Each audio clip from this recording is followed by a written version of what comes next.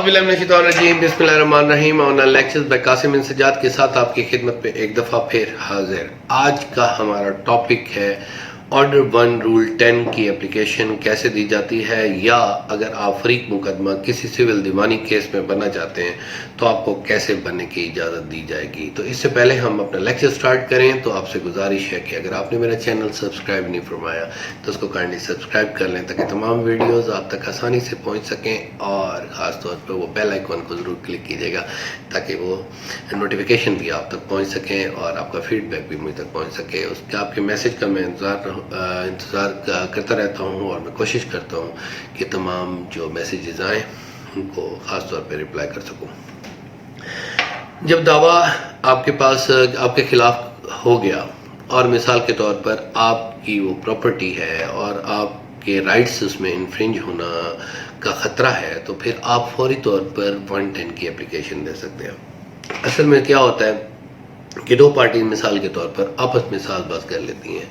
कि ये प्रॉपर्टी जो है, अब मिसाल के तौर पर मैं एक बड़ी अच्छी सी आपको मिसाल देता हूँ कि प्रॉपर्टी है आपकी। अब एक बंदे ने क्या कहा कि ये प्रॉपर्टी मैंने उससे ख़रीदी हुई है मुझसे, और वो उसने आगे बेच दी। आगे बेचने के बाद तीसरे बंदे ने दूसरी पार्टी को केस करके अदालत बुला लिया कि ये डिग्री किया जाए, इसने वहाँ से ली हुई है, मुझसे ली हुई है और मुझे फरीक नहीं बनाया। या इसी तरह रेसिप्रोकल आप कर लें कि दूसरी पार्टी ने मेरे ऊपर केस कर दिया लेकिन थर्ड पार्टी ने के पास उसका कब्ज़ा है क्योंकि सेकंड पार्टी ने थर्ड को बेच दिया था। तो अब थर्ड को अगर ना शामिल किया जाए क्योंकि वो पैसे लेकर बैठा हुआ है और उसके पास कब्ज़ा भी है, तो इस वजह से अगर आपको नज़र आता है, सम अप करने की बात यह है कि कोई ऐसी प्रॉपर्टी सिविल मामला जब भी होगा तो उसमें सिविल मामलात होंगे, उसमें पैसे की लेन देन भी हो सकती है या ज़मीन का लेन देन भी हो सकता है, गाड़ी का भी लेन देन हो सकता है। प्रॉपर्टी के बारे में मूवेबल और इमूवेबल प्रॉपर्टी की बात होगी तो उसमें आपने ये असरटेन करना है कि अगर आपकी प्रॉपर्टी चाहे वो ज़मीन, कार, मोटरसाइकिल, मोबाइल वगैरह ज़मीन हो, या आपकी लैंडेड प्रॉपर्टी हो, या आपका मकान हो, या आपकी दुकान हो, उसमें अगर आप ये समझते हैं कि किसी ने इसी ज़मीन के बारे में कोई केस किया हुआ है और आपका वहाँ फरीक बनना बहुत ज़रूरी है, तो आप ऑर्डर 1 रूल 10 की एप्लीकेशन देंगे इलाका मजिस्ट्रेट कम, मतलब है वो सिविल मजिस्ट्रेट, सिविल जज भी होता है, उसके पास मजिस्ट्रेट के इख्तियारात क्या फौजदारी के हवाले से होते हैं। तो आप वहाँ जाकर एप्लीकेशन देते हैं कि जनाब ये मामलात यहाँ पर आपके पास चल रहे हैं, ये प्रॉपर्टी असल में इस तरह है, या ये दोनों पार्टीज़ हैं अल्टीमेटली ये मुझे दे चुके हैं। अगर आपने ये डिग्री कर दी तो हमारे नुकसान में ये बात आ सकती है, हमारी प्रॉपर्टी जो है वो किसी दूसरे के हाथ में आ सकती है। ये अगर कह रहे हैं अगर इनका कब्ज़ा है तो वो देख लें, आप कमीशन मुकर्रर करवा दें, तो कमीशन की सूरत में मैं ये प्रूव करने के लिए तैयार हूँ कि ये प्रॉपर्टी मेरे कब्ज़े में है, या इसका कुछ हिस्सा लेना चाहते हैं, या विरासत के मामले में अगर कुछ वारसान आपस में मिलजुल कर कोई प्रॉपर्टी हथिया रहे हैं या आपके ख़िलाफ़ कुछ डिग्री हासिल कर रहे हैं तो उसमें भी आप फरीक बन सकते हैं कि जाहिद बकर जो भी है उसके वारसान में ये इन्होंने गलत लिखा हुआ है, असल में ये वारसान इस तरह है और इस तरह ही ये किया जा सकता है। अब यहाँ पर ये एक बात है कि कोई आपको पता चल जाए मिसाल के तौर पर कि कोई केस जो है गलत,